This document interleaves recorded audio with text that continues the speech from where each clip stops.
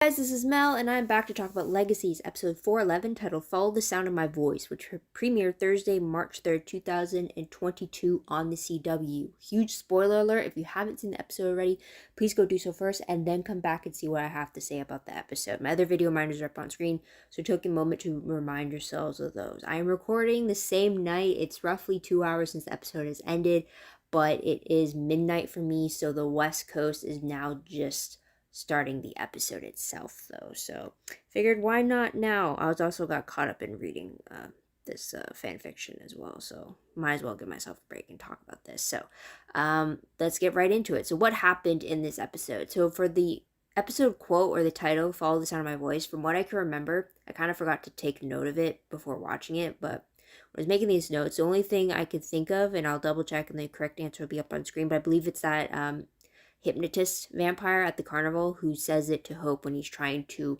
hypnotize her to the audience, when really he's trying to compel her. It's the only time I can think of the need to listen to a certain voice would come into it. So there's that. Timeline wise, I believe it's shortly after the events of 410. It could be the day after, but there has to be enough time for Hope and Lizzie to travel to a carnival. Has to be time for MG to take a bus and meet Caleb halfway to the school before they get rerouted to go to Ethan's family home. But yeah, I'm gonna go shortly afterwards just to be safe. Episode reminder. I guess the whole carnival thing would be a huge reminder in itself, though. But it wasn't something that was like a huge reveal of sorts. We'll get to it. There's like smaller, tinier reveals, but it's like, there's some episodes where you automatically just remember, like, oh, this is the episode where like Hope turned into a tri-braid, or no, this is the episode where like she jumped into the pit, like or the fairy tale episode or the musical episode, like there's that. Anyways, I'm rambling. Feature creature of the episode is actually vampires. I'm assuming regular vampires, nothing like particularly special. They preferred being called creatures of the night. They are the ones that were hiding out in the carnival, using the carnival as like their hunting grounds. But yeah, although they, we'll talk about it later when we talk about the storyline. So I have 3 different storylines. We have the one dealing with the carnival. We have one dealing with the truth read at the school, and then the third one is all about family acceptance, specifically with like Ethan's situation.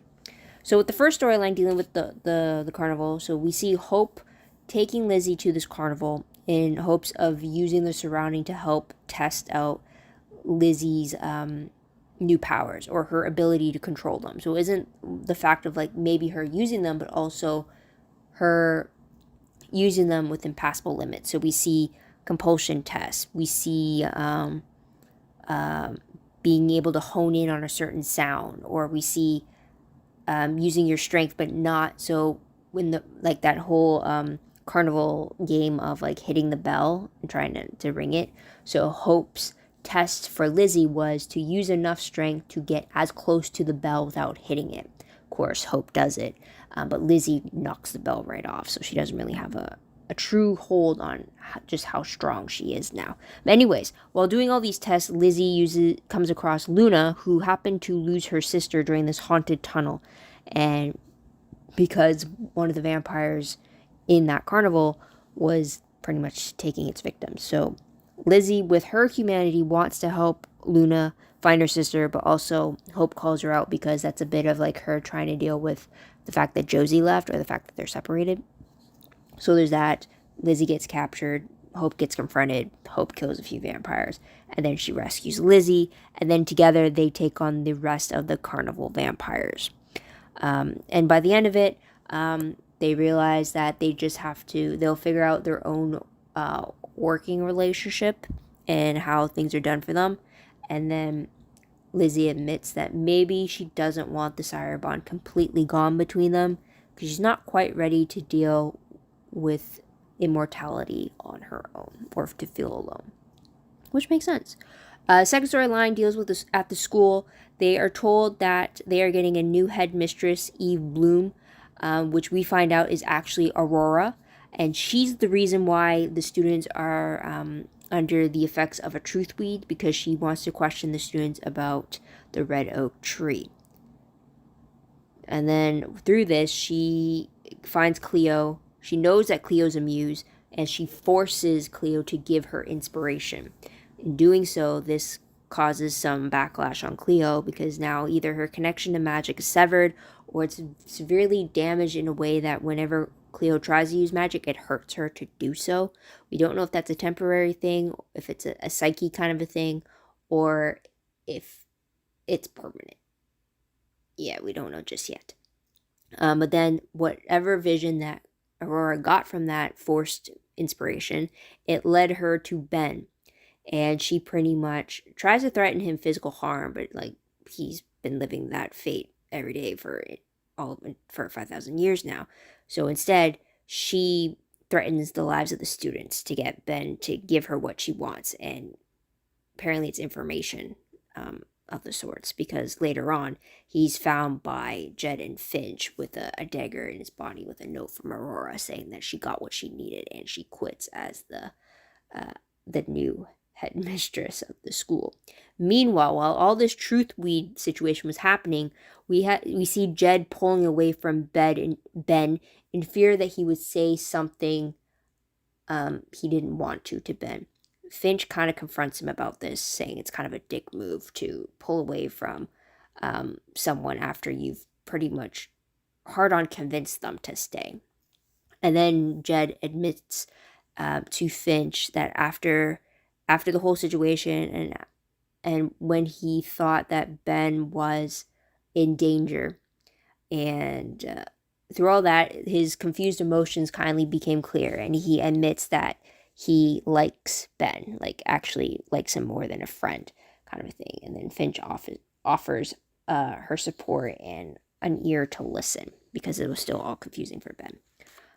For Jed, geez, I really don't like how similar their names are, because it's just like, it's too close. But anyways, third storyline though we have with family acceptance, we have MG and Caleb meeting up to go see Ethan's family, because his mom had called the school saying they had like a supernatural problem.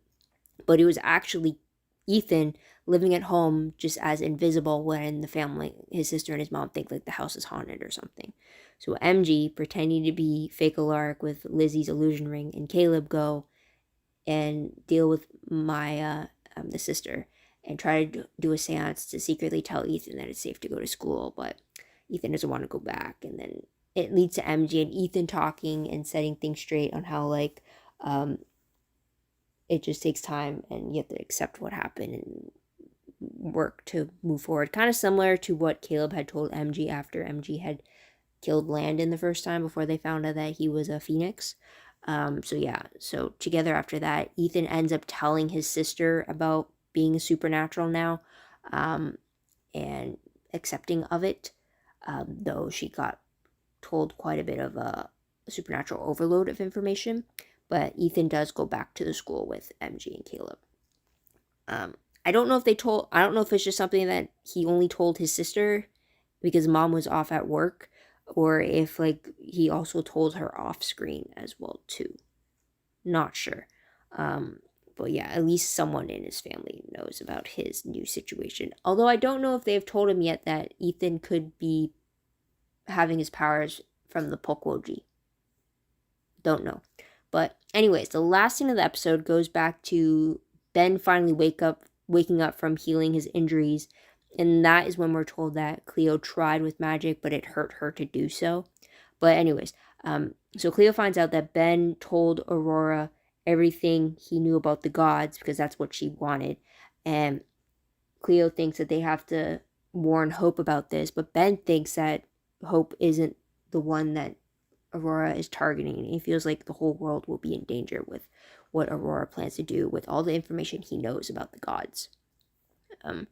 So there's that. I'm curious as to know how much to it does he know that he hasn't told us just yet. So that's something there. Let's move on to characters very quickly. First one, Ben. We find out that he's also not affected by Truthweed. So I guess it's just all magic in general. It's not just magic plants either that he's not affected by. So that's something. With Cleo, we have her, while under the effects of the Truthweed, we had her admit that she doesn't always want to be the solution to everybody's problem. Like, everybody always comes to her saying, like, be my muse for, give me inspiration for a solution kind of thing. She doesn't always want to have that on her shoulders kind of thing, from my understanding of it.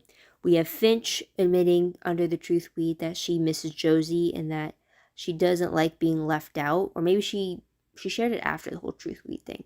But she admits that she doesn't like being left out of things. And this is where we realize that it was always Josie that kept Finch in the loop about Super Squad business, which I guess makes sense. So that's something there. She holds a little bit of a resentment of sorts from the sounds of it. Then we get Maya, Ethan's sister, still asking about Finch despite Ethan's annoyance for it, because she even says, like, oh, if you guys see Finch, can you say hi or hey or whatever. And then Ethan's just like rolling his eyes. It's like, I can't believe this kind of a thing. Because, yeah, I wonder if he wouldn't have told Maya about Finch's supernatural secret, because it's not his to tell. So that's something there.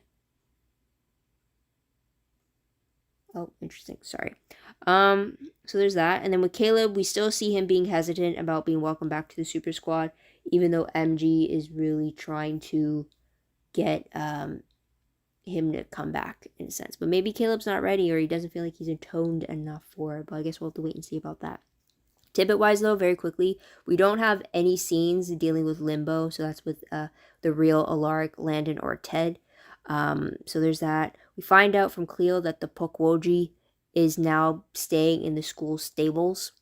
There's that. We also find out from Aurora that she killed the real Eve Bloom that was intended to be the new headmistress at the school. So I don't know if she's meant to be like the actual new one, or if it was just the new temporary one, because unless they all believe that Alaric is not coming back or is not breaking out of his coma, I guess. So there's that. So let's move on to a shocking moment of the episodes. I will have to say, Aurora being revealed to be the new headmistress, or the fact that she was even at the school, was a huge surprise for me. I mean, I kind of figured based off the synopsis for next episode that that's when we would see Aurora again. So to see her come an episode earlier kind of had me surprised. Plus, I guess I was also surprised that she would actually just appear at the school. Kind of like, that's literally like you walking into enemy territory, essentially, in her perspective. That's like you just full on walking right into enemy territory, and like no one being the wiser, which essentially was the case. So that was a surprise there. But let's move on to top 3 favorite moments. They're kind of based on like group pairings, so it's not just one moment, but it's like the dynamic of these 3 pairings. So we got Hope and Lizzie being the first one. I really liked how we got to see Hope testing Lizzie's new abilities, and how we got to see both of them doing it. So we got to see like both their limitations. So that was pretty good to visually show us. I also love when Lizzie got in trouble, she actually called out the Hope, and Hope actually like honed in and listened to her and came back for her. Honestly, I feel like there is like, maybe that's the sign of like her humanity slowly coming back, because I feel like no humanity Hope could have easily just walked away and let Lizzie deal with the problem herself.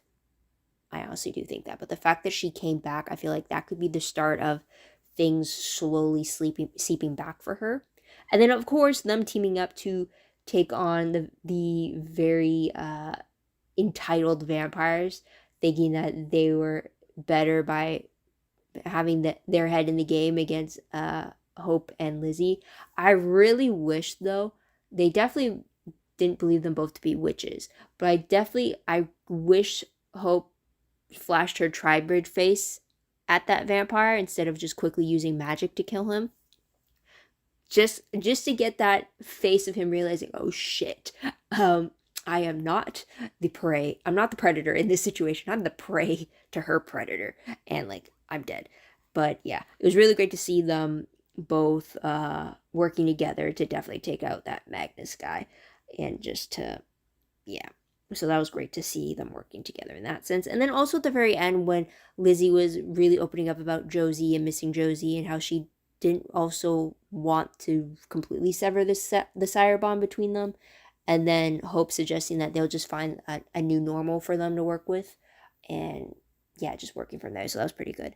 Another favorite I did have was just the one-on-one conversation between MG and Ethan, um, with pretty much MG taking on the mentor role to Ethan about how to work past what has happened to move forward.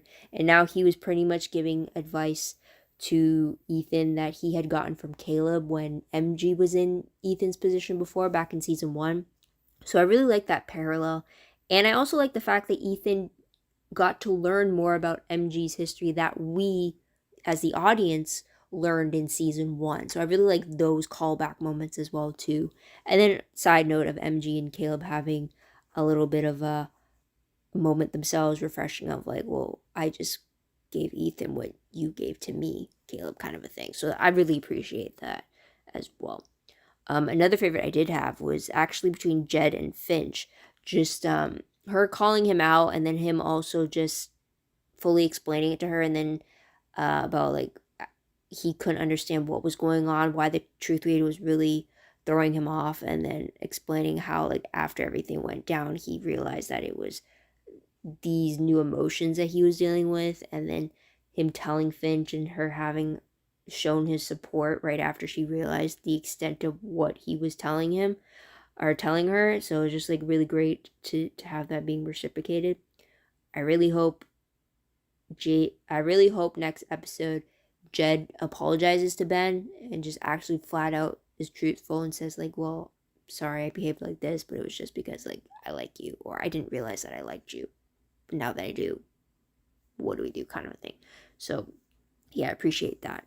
Moving on to top 3 peeve moments. The only peeve I could really think of, aside from the one I just mentioned about a missed opportunity with Hope showing her tribird face to that very pompous vampire carnival host guy, but the peeve I have written is the fact that I kind of wish that Lizzie had told MG and Cleo about Aurora being on the being in the game, kind of a thing, just so that they could be prepared that there's this very old vampire who could be coming at the school, which ultimately she did. But we know that Hope did not want Lizzie to tell the others, to tell MG about Aurora. So I feel like that is just like a miscalculation on their part. But otherwise, that's the only peeve I could have thought of. But let's move on to random questions very quickly.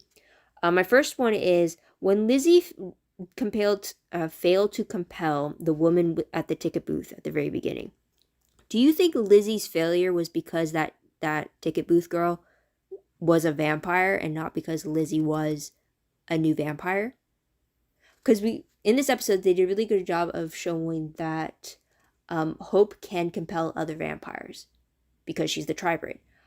So I'm wondering, because Lizzie is just technically a regular vampire, she wouldn't have been able to compel other supernatural beings like other vampires. So I'm wondering if that could have been the reason why her compulsion on the woman, on the ticket booth woman, didn't work, as opposed to it just being like, oh, you're a newbie vamp and you can't compel properly. Because I feel like she still went about the steps to do a compulsion, right? So that's what I was wondering there. Because at the very beginning, we would have just assumed, like, it happened in Act 1, and we would have just assumed that it was because she was a newbie vampire, and we didn't know that vampires were part of this carnival conspiracy thing. So that's something I was wondering. Next question. Why does Ben think that Aurora would be targeting the whole world and not just Hope with her need to find intel about the gods? Because he did mention about, like, if she found the others, I'm assuming the other demigods, because I don't think there are other tribrids, because Hope's the only one. But I'm like wondering, what would Hope, would Aurora want to build like an army with the demigods? Would she want to try to become a god herself? Like, what's going on there? Why would he think like it's a whole bigger world kind of destruction, like what Vampire Diaries had with Silas or Arcadius, like that kind of a biblical thing. So there's that. Another random question. I can't really remember, but did Lizzie tell Aurora about the red oak stake being Hope's weakness, or being the tribrid's weakness? Or, because I don't think Hope would have revealed that to Aurora, regardless if she had emotions on. She wouldn't have not brought that up. So I'm just wondering, did Lizzie tell Aurora, or did she find out through her own research, and then that is what led her to the boarding school? So that's a question there. But let's move on to predictions very quickly. Based off the promo for 412, it looks like we're going to go back to Limbo, where Alaric, Landon, and Ted deal with them finding a gym, and they're going to go with 3 wishes. It looks like Alaric confronts Landon about a secret. We don't know what that would be. We hear voices of like Ted's regret, but we also see images of Lizzie and Hope being in some kind of standoff, or in some kind of dark situation. I don't know. But based off the synopsis, though, it reads that as Aurora continues her research, she finds information that could prove very useful. Hope commands Lizzie to do things, with surprising results ensuing. Alaric, Landon, and Ted work together to devise how to best use their wishes. Honestly, that bit about Aurora, I would have thought that might have covered what happened in today's episode, unless she finds additional information in the next episode. So, I don't know. Maybe we'll be able to find out if it's just Hope that she has as a target, or if we have to worry about her really taking on the whole world like Ben is worried about. Otherwise, I don't really have much information.